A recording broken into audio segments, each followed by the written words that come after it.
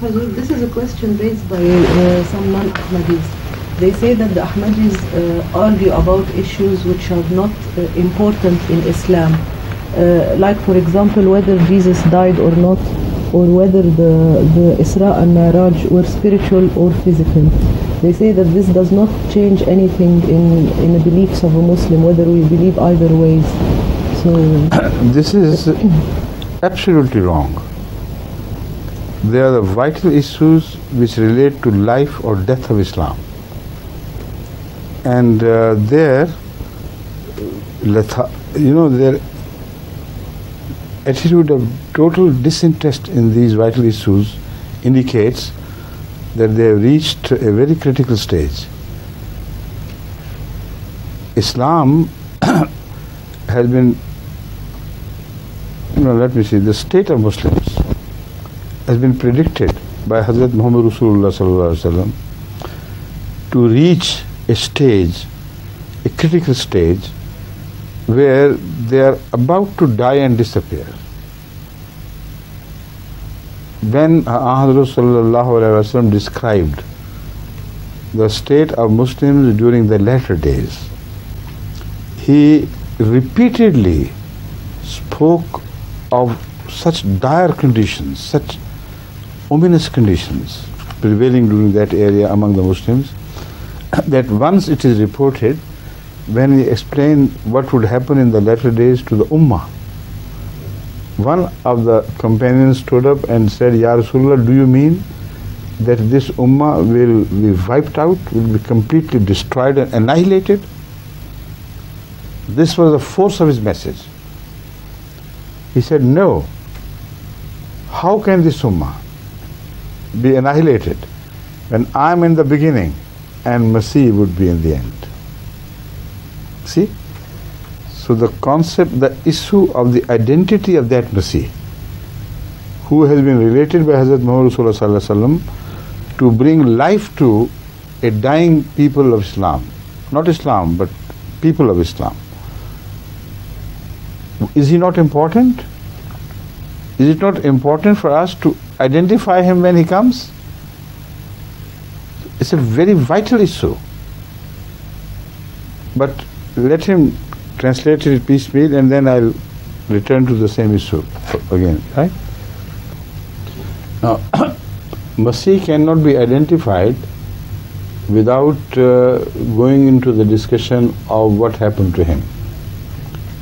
If he is proved to be still alive, ascending to heaven and deposited somewhere by God in space, if this is what the mullahs say true, and if it is the same Messiah who has to appear again, then there is no problem of identification.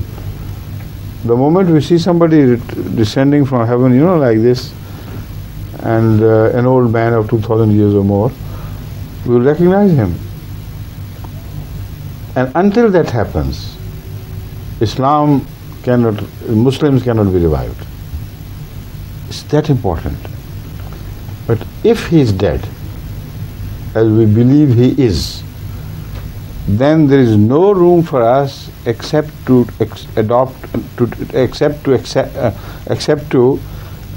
have one of the two options adopted. One choice is that we believe that Jesus Christ would appear in the form of a person born in the Ummah of Muhammad Rasulullah sallallahu alaihi wasallam, and as such he would be entitled Jesus only spiritually and metaphorically. And this has happened before in the history of religion.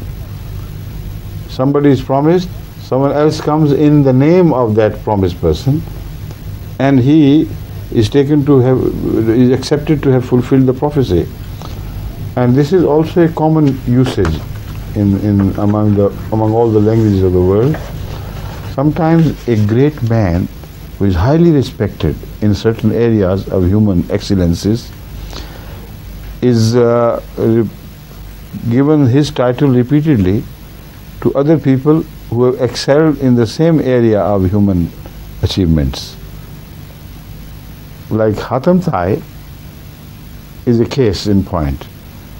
Hatem Thai is highly respected in the entire Arab world for his generosity, which found no equal in his time and even after him. No man is ever reported to have born in Arabia or elsewhere who could match the generosity of Hatem Thai. A man whose greatness was accepted by Muhammad Rasulullah Sallallahu Alaihi Wasallam himself. Homage was paid to his greatness in the area of generosity in service to mankind. When Muhammad Rasulullah Sallallahu Alaihi Wasallam released the prisoners of Thai Kabila, of the Thai tribe, because he said his ancestor, the forefather of this Kabila, this Thai tribe, had done so much favor to the rest of the Arabs that Hazrat Muhammad Rasulullah Sallallahu Alaihi Wasallam wanted to return that favor. What a fantastic thing to have done. So he released all the prisoners of that tribe and returned the property which was captured from them. So he's a real man. I'm not talking of imaginary figure. The name of this real man is given to such people who have different names, who have different tribe, who have different identity, when a very high praise is to be bestowed upon them in the area of generosity. When somebody wants to praise the generosity to the hyperbole, to the extreme mubalgha, one says, he is a Hatem Thai. What a Hatem Thai, you know? You don't say he is like Hatem Thai. To say like Hatem Thai is a smaller praise, less significant praise. But to call somebody Hatem Thai, this is the greatest. So when we know it in human usage of metaphors and figures of speech, why can't it happen in religion? So we believe that if it is proved that Jesus Christ did not die upon cross but yet died a natural death later on, then all these prophecies must be understood as metaphorical, cannot be understood literally. Because a man who is died and buried, how can he return from the sky? They're two different things altogether. Even if you believe that he will be revived, still the man, he should grow out of the earth, like what would happen on the day of judgment. How could Rasulullah said he would descend? So the descent only indicates his coming from God, or he would physically appear as they believe. So we reject the concept of his physical appearance from the heaven, because we prove on the authority of the Holy Quran that he is dead and buried in the ground. Buried in the ground couldn't appear from the heaven anyway. But the second option for them is to reject all these prophecies and say it is just like an opium given to suppress pain. Sometimes opium is given to patients so that they lose the sense of pain and they do not suffer with whatever they are afflicted with. But you can't attribute this to Rasulullah Sallallahu Alaihi Wasallam. It's impossible. He promised at such length and so largely, so clearly, that when Ummah would reach that stage, God would send the Savior in the form of Jesus Christ. If Jesus is dead, then this Savior has to be a Savior born in Ummah Muhammadiyya Sallallahu Alaihi Wasallam, after his style and in his name. So this question is vital. It's so vital that if they believe he is still alive, they'll keep waiting for his descent till the end of the time. And no dead man pay a second visit to the world, to the earth. Do they prefer that state of slumber and forgetfulness about themselves? Will they accept this position are waiting for somebody who would never appear until the day of judgment appears, and all their waiting for Jesus Christ would go in vain, and they will continue to suffer from the disease, spiritual disease, which Muhammad Sallallahu Alaihi Wasallam foretold. It's a very vital issue. Hazrat Masih Maud explained this in another beautiful way. He said, let old Messiah die, because in his death lies the life of Islam. What a beautiful expression. Let old Messiah die, because in his death lies the life of Islam. That is so true. If they believe in a dead person to be alive, they will die, but he will not come to life. See? So it is such a vital issue. Moreover, looking at it from a different angle, which is in relation to Christianity, it can be proved even to the most dunce person that the only attitude which is taken by Jamaat Ahmediyya is the effective defense against Christianity. All other mullahs' views are suicidal. Once you accept Jesus to have ascended to heaven, as the mullahs would have us believe, and then to return back to earth, then the Muslims will have no defense against the truth of Islam, in favor of Islam and against the Christian attacks. You see, this belief that Jesus is still alive, he ascended from heaven and will descend again to the earth, this belief proves him to be either God or at least neither a man nor a prophet. Which of the options will they accept? Because when, according to the Quran, people demanded from Hazrat Muhammad Rasulullah Sallallahu Alaihi Wasallam as a sign of his truth to ascend to heaven bodily and then descend again, and with a book in his hand.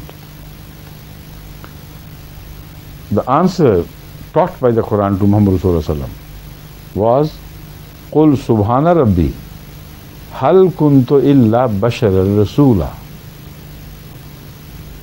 Allah be praised, He is the only person without defect, without flaw, the only flawless being, Allah, subhana rabbi. Hal kuntu illa bashar rasoola. I am only a bashar and a messenger.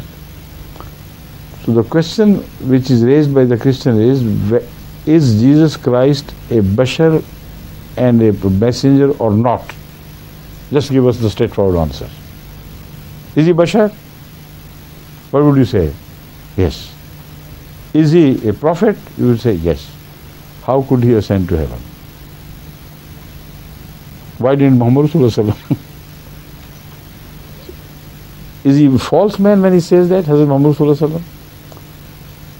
So this is the dilemma in which the world of Islam is caught, and they have no defense in favor of Islam against the Christian attack on the issue of life and death of Jesus Christ.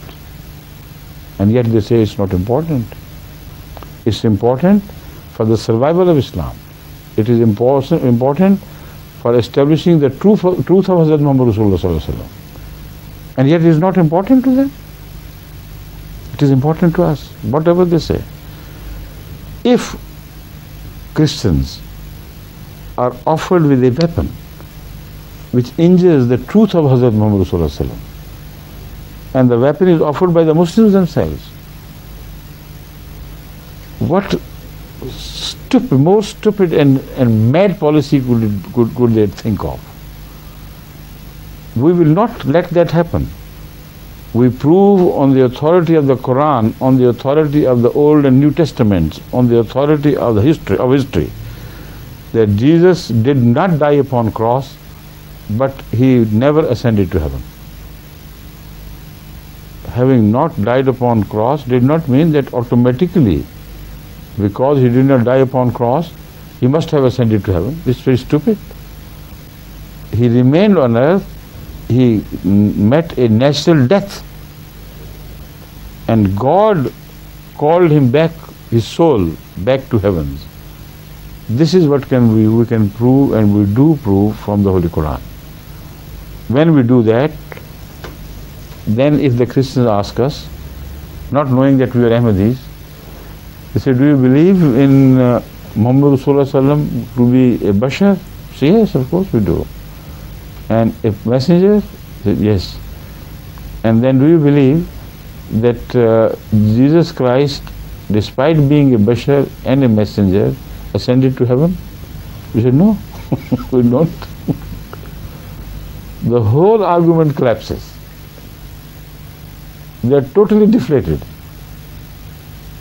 This is the meaning of he will break the cross. So the true Jesus has come and he's already broken the cross. And these other Muslims do not know what has happened already.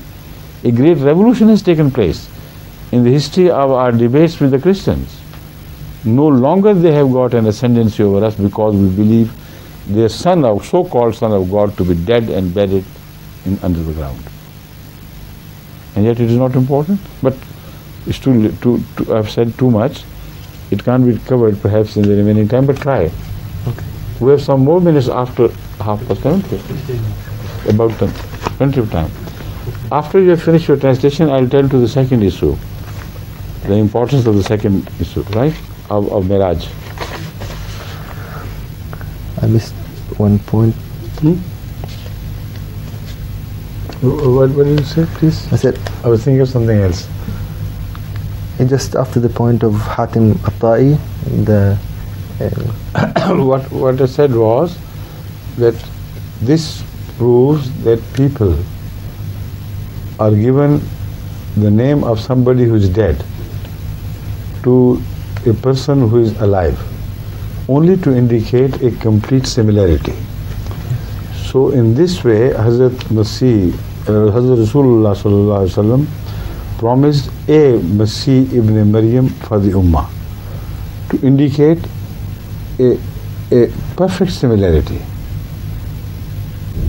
We claim this because we can prove from the Quran, from the Hadith, from the Old Testament and New Testament that old Jesus is dead.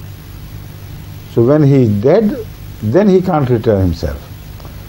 Then when his name is applied to someone in future, then it has to be taken a metaphorical application, not literal.